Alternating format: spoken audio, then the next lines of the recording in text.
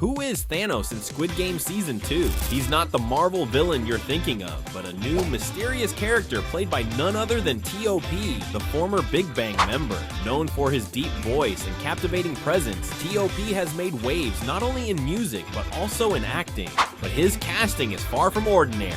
T.O.P.'s past is filled with controversy. Back in 2017, he faced a prison sentence after a marijuana scandal in South Korea, a country where drug use is heavily frowned upon. And now, TikTok is buzzing with edits, memes, and tributes to his character. Why? Because Thanos isn't just a new role. He's a symbol of redemption, controversy, and the power of a comeback. People can't stop talking about him, and the edits are flooding in. Why does Gi-hun fail to recognize Player 01 as the frontman? The key lies in the fact that Gi-hun has never actually seen the frontman's face.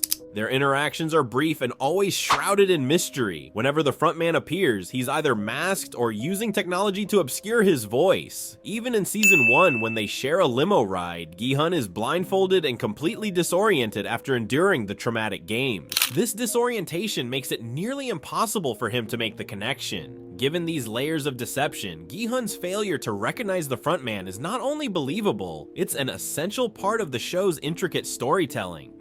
Why does the frontman join the Squid Games as a player? This unexpected decision is both surprising and strategic, raising questions about his true intentions. As the tournament unfolds, it becomes clear that he aims to manipulate the games from within. By participating, he challenges Gi-hun's belief that the system can be stopped, revealing his plan to control the outcome and undermine Gi-hun's resolve.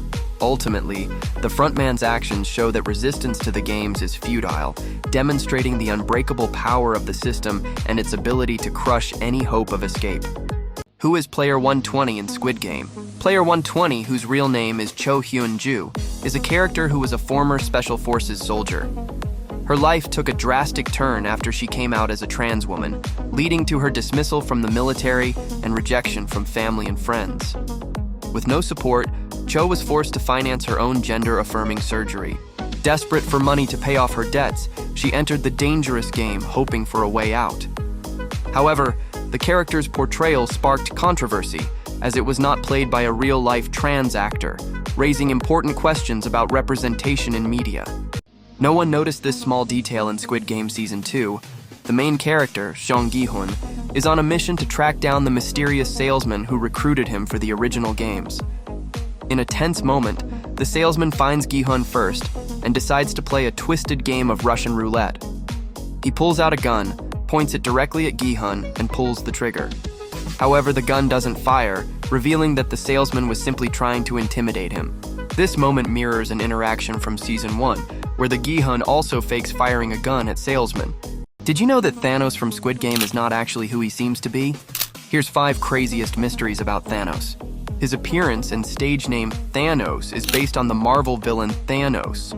His purple hair represent Thanos' skin, and the color of his nails that represent all the Infinity Stones, except the Mind Stone. When he chose the name Thanos, the character mirrored actor Choi Sung-hyun in several ways.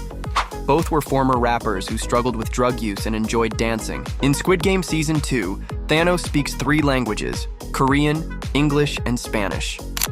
Off-screen, Seung-hyun is close friends with Lee Jung-jae, who helped him land the role in the show. Thanos shares various similarities to Jang Deok-soo from Season 1. Both are villainous players who are on the opposing team to the protagonist Gi-hun. Before joining Squid Game, he was involved in a 2017 drug scandal, which led to his temporary blacklisting in the Korean music industry. Why did they kill Thanos in Squid Game so quickly? Hwang Dong-hyuk, the creator, shared that while Thanos was one of his favorite characters, the decision to have him die was made because it was the right moment in the story. I will admit, I do think the death was sudden, he said. It was very intense, but it was also the right way and the right time for him to go. Here's why the frontman didn't kill Gi-hun in the Season 2 finale. Instead of taking his life, the frontman spares him to punish him more deeply, by killing his best friend, Young-bae. This forces Gi-hun to live with the unbearable guilt of failing his closest ally. The frontman's plan is to show Gi-hun the true cost of defying the games, hoping to break his spirit completely. By making him witness the consequences of his rebellion, he ensures Gi-hun won't dare challenge the system again.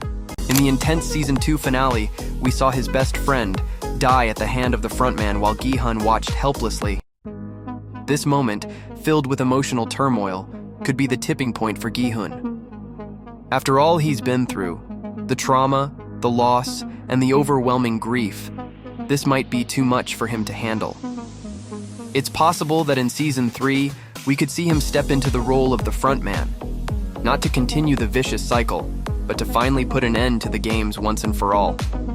Why did Gi-hun say, "Played these games before"? He did so to protect the others in the game, as they were all unfamiliar with the deadly nature of the Squid Game. None of them fully understood the consequences of losing, and his outburst was a warning, urging them to reconsider their actions. Gi-hun wanted to make sure everyone was aware of the grave danger they were in, hoping to prevent further harm and encourage caution in a life-or-death situation. Here's why player 388 is a VIP in Squid Game. First, he's absent during the first game, hinting he's observing from a private room, like other VIPs. His strategic first appearance near players 456 and 390 shows he's monitoring them. In Episode 4, he visibly reacts with annoyance when player 456 shares his game strategy. In Episode 5, when questioned about his backstory, his awkward responses suggest he's hiding something. Plus, his name translates to Huge Tiger, a subtle clue pointing to him wearing the tiger mask, since no VIP mask represents a tiger. He also seems to know player 001's true identity and reacts nervously when 001 hints at it. Lastly, in Episode 7, player 388's calm, detached demeanor, when not returning with ammunition signals he's probably the villain. The clues are all there. He's one of the key VIPs pulling the strings. Here's how the frontman cheated in every Squid Game. In red light, green light, he wasn't even physically present, he only appeared during the vote. In the 6-glass game, his team deliberately went last. If they lost, the other 4 players would be eliminated, leaving him safe. And in the mingle game, if he couldn't find an opponent or room, the guards would just let him pass through, no questions asked. His position as the frontman allowed him to manipulate the game for his own advantage the entire time. Subscribe if you like the frontman. These are times when Gi-hun defined death. During red light, green light, he trips and nearly gets eliminated, but Ali, with shocking strength, deadlifts the 200-pound Gi-hun with one hand while the doll scans for movement. Then, in the marbles game, Gi-hun is about to lose to the old man. But in a twist, the elderly player hands him his last marble, saving him. In the glass bridge game, Gi-hun's luck peaks. Going last means he avoids the deadly choice of stepping on the wrong tiles. In Season 2, he plays Russian roulette with a 50% death chance and wins. When he returns to the Squid Game for the final round, he's almost caught during red light, green light, but another player saves him just in time.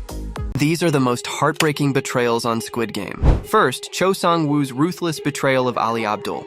In the marbles game, Sang-woo convinces Ali to hand over his marbles, only to swap them for rocks, leaving Ali helpless while Sang-woo secures his own survival. But Sang-woo's cruelty doesn't end there. He coldly eliminates Kang Se-byuk before the final game, removing her as a threat without hesitation. Then there's Gi-hun, who learns that his close friend, player 001 Oh Il-nam, is the mastermind behind the games. What seemed like a bond of trust is shattered when Gi-hun discovers that Il-nam orchestrated the entire thing. But the most gut-wrenching twist comes with Hwang Junho's search for his missing brother, Hwang In-ho. After uncovering the truth, Junho learns that In-ho is the frontman, and when Junho refuses to join him, In-ho betrays him in a shocking moment of cold calculation. Why didn't the salesman kill Gi-hun at the beginning of Squid Game Season 2? Despite having the chance during their Russian roulette game, he doesn't. While both men appear to want to assert their dominance, the salesman ultimately chooses to take his own life. This isn't just about personal despair, it's also because he knows killing Gi-hun would lead to severe punishment from the frontman.